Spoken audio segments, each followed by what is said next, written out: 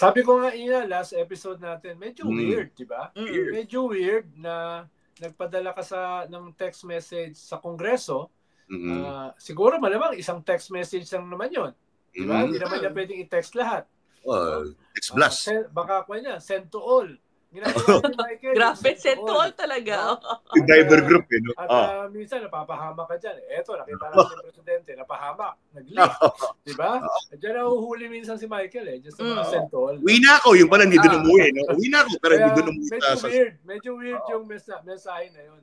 Na nag-utos siya, through text. Through text. Naitigil nyo na yan. Tapos, inamin niya na nag-leak. No? Kaya medyo weird sa akin yun. Posible naman mangyari yun. Posible naman mangyari. Pero medyo weird lang. Hindi ka ba na-weirduhan, Ina? Ha? Hindi ko nga alam eh. Tinatanong kita weird na, no? Nagpadala siya ng text. Lalo na kung na-send all, weird talaga. Halimbawa, kung ako Ina ang presidente, may tatawagan ako. Correct. Hindi text, no? Tatawagan ko na bossing. No? Pwede bang arbor na to? Pwede bang arbor na to, bossing? No? Huwag nyo na ituloy. Correct. Bakit through text? Kung totoong seryoso siya na ayaw niya, no, Sek? Magtatawag yun, no?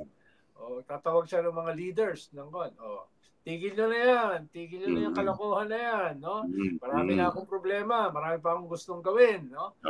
Etc. Pero yung ita-text mo, tigil na yan, parang masyadong trivial.